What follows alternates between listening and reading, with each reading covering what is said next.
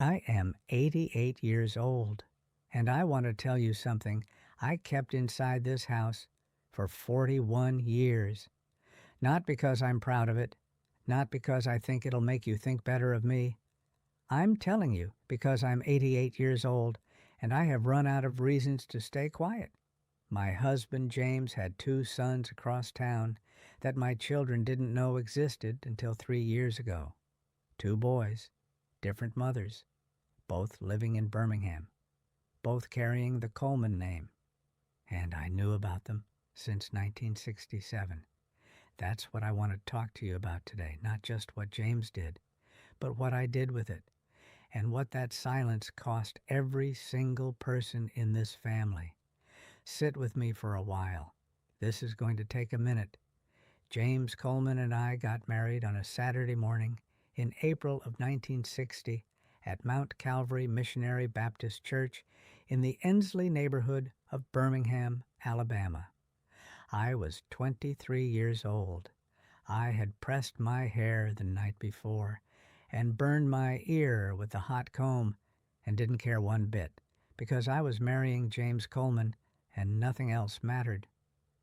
James was the kind of man you noticed without knowing why. Not loud, not showy, just steady. The kind of man who showed up, fixed things, and didn't complain.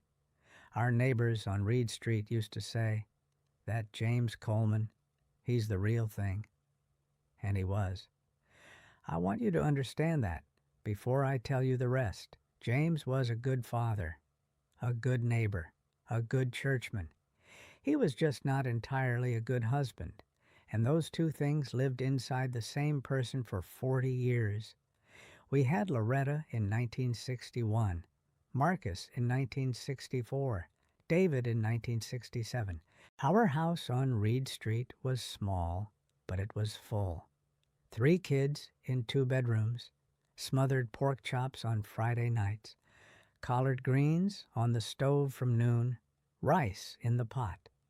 The smell of that house on a Friday afternoon. I can still walk right into it in my mind. Loretta used to stand on a step stool next to me at that stove and pretend she was cooking. David used to come in from outside and leave the back door hanging open, and I'd holler at him, "Close that door. You're letting all the good air out." Every single time. And every single time he'd look at me like I'd said something unreasonable.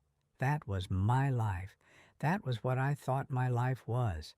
The green rotary phone in the kitchen rang on a Thursday afternoon in October of 1967. David was 2 months old, still in the bassinet in the bedroom. Loretta was 6. Marcus was 3. Both of them at the kitchen table with crackers and juice. I picked up that phone. A woman's voice, calm, too calm. She said, "Is this Mrs. Coleman?" I said, "Yes." She said, "My name is Patricia Sims, and I think it's time you and I had a conversation about your husband." I remember looking at my children sitting there at that table. Loretta had juice on her chin. Marcus was stacking crackers into a tower. I turned my back to them and said very quietly, "Go ahead." Patricia lived on Avenue F, 14 minutes from my front door. She had a son named Raymond, 4 years old.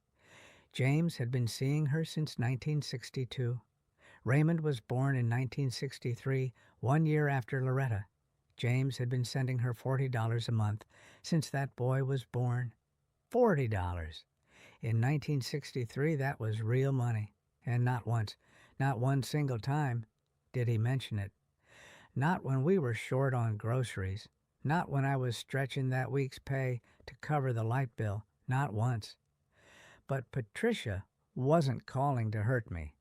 She was calling because she had just discovered something herself. Another woman, Diane, over in Pratt City, who also had a son by James Coleman, a boy named Curtis. Born in 1965, 2 boys, 2 mothers, 14 minutes from my front door. I hung up that phone. I looked at my children. Loretta was drawing our house on a paper bag with a crayon. "Mama, look," she said. I said, "That's beautiful, baby." Then I walked to the sink, turned on the faucet, and stood there with the water running so they wouldn't hear anything. And that was the first time in my life I realized my marriage had already ended. James came home at 6:30. I heard his key in the lock. I was sitting at the kitchen table in the dark. I hadn't turned the light on, just sat there with the children asleep and that knowledge inside me like something I'd swallowed wrong.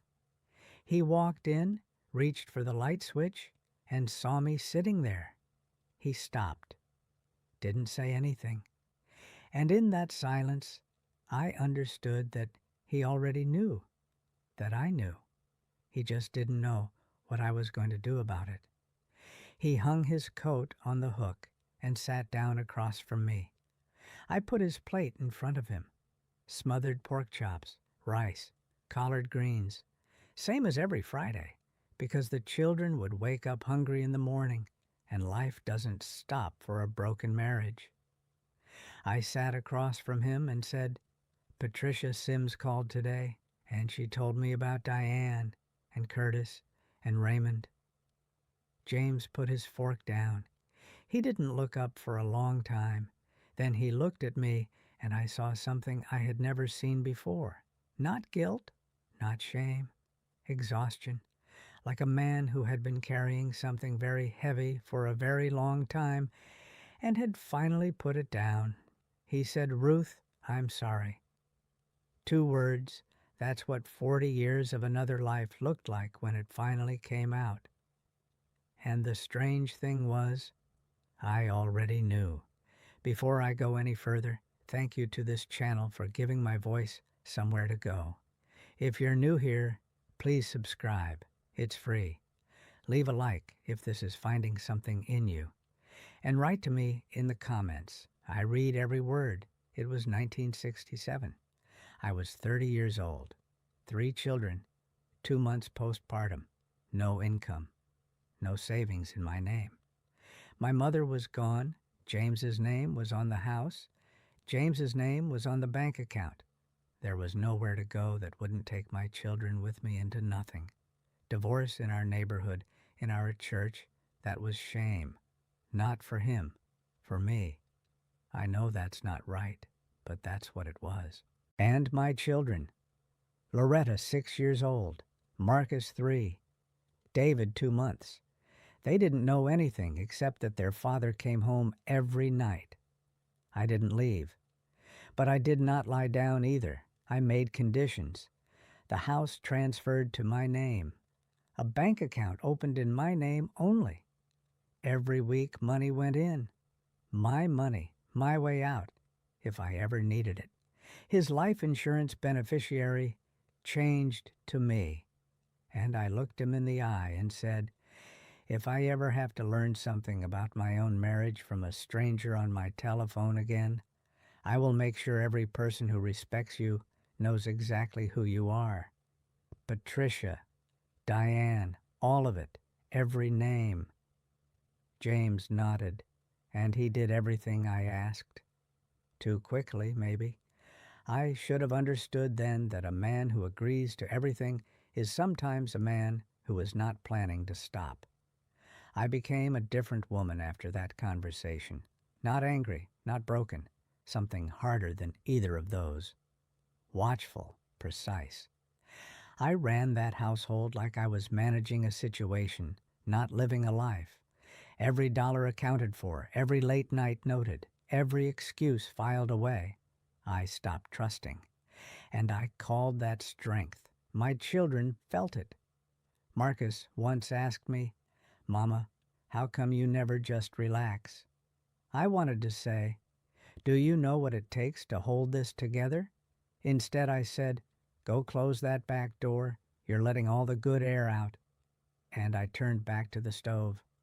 7 years later, in 1974, I found a phone bill tucked inside a jacket pocket, a number I didn't recognize.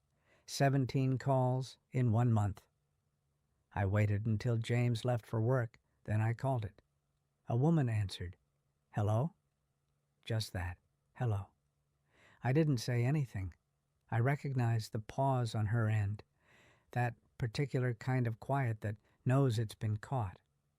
I hung up, went out to the backyard and pulled weeds for 2 hours in the July heat until my hands stopped shaking. James came home at 6:30.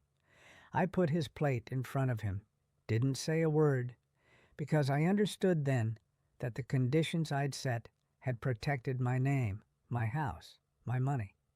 They had not protected my marriage. That was already gone. It had been gone since 1962. I had just been the last to accept it. We lived in that house together for 20 more years after that, politely, carefully, like two people who had once promised each other something and were too tired to discuss what it had cost them. James died in February of 1994. Heart attack, right there in his chair watching the evening news. I was in the kitchen. I heard the television get quiet, the kind of quiet that makes your heart stop before you even reach the room. I knew before I touched him. 600 people came to that funeral. Standing room only at Mount Calvary. They called him a pillar of the community, a devoted family man. I sat in the front pew beside my children in my black dress, and I did not cry, because I had done all my crying for James Coleman in private, in that kitchen with the water running for 27 years. He didn't deserve my tears at his funeral, too. After that came the silence. Reed Street, that house, 29 years now, alone.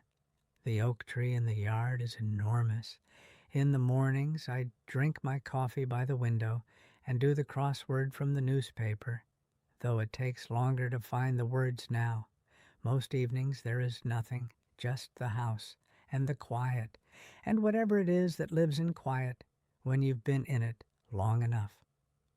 3 years ago, Loretta was helping me sort through old boxes in the back bedroom. She found a birthday card, not one of ours. On the inside, James had written, "Happy 7th birthday, Raymond. Your daddy loves you." Loretta held that card for a long time. Then she looked at me and asked, "Mama, did you know?" I said, "Sit down, baby. I'm going to tell you something I should have told you a long time ago." We sat at that kitchen table for 4 hours, the same table where I answered that phone in 1967. I told her everything. Patricia, Diane, Raymond, Curtis, the conditions, the phone bill in 1974, the 20 years of silence after. Loretta cried. Not polite crying, the kind that comes from somewhere deep. She said, "All those years I thought you were cold, Mama. I thought Daddy was the warm one." Then she took my hands across the table. My daughter, 62 years old, holding her mother's hands like she was afraid I'd disappear. Marcus called 2 days later. He said, "Mama, I owe you an apology. I spent 40 years thinking Daddy held this family together." I said, "You were a child. Children believe what they're shown." He said, "I'm not a child anymore." That one I felt deep. David hasn't called yet. He was always closest to his father. I understand that. I lived with the man for 34 years. I know exactly how easy James Coleman was to love. That was always the problem. The hardest part wasn't Marcus. It wasn't even David's silence. It was when Loretta said quietly, after a long time, "Mama, I told you once that you were cold with Daddy, that you didn't appreciate him. I said that to your face." I remembered. I had never forgotten. She said, "I'm sorry. I didn't know what you were carrying." I didn't say it was all right, because it wasn't, entirely. But I took her hands back across that table and said the only honest thing I had left. "I wanted you to have a father, even if it cost you a mother." Then she asked, "Why didn't you tell us sooner? Why did you wait until now? I thought about that for a long time before I answered. I said, the silence I kept, I told myself it was for you. But the truth is, I kept it because the truth was too heavy to say out loud. And I called that protection. What you actually grew up with was a mother who watched everything, trusted nothing, and never once let you see why. And you deserved better than that. Not better than me. Better than my silence. Loretta didn't say anything. She just held on. Loretta comes every Saturday now. Sometimes she brings pie. Sometimes just coffee from the place on the corner. She sits with me at that kitchen table for a few hours. Marcus calls on Sundays. He always calls when he says he will. David, I'm still waiting, but I'm not holding my breath in a way that hurts anymore. The oak tree outside is bigger than James ever saw it get. I look at it sometimes in the morning and think something in this yard kept growing all those years, even while the truth stayed buried. There is only one thing I want to say before I go. Not advice, just something I learned too late. If you are carrying something tonight that you have been calling protection, just ask yourself one question. Who are you really protecting? I had to wait until I was 88 to ask myself that honestly. You don't have to wait that long. I'll be here tomorrow. Same window, same oak tree outside. Close the door on your way out. You're letting all the good air out.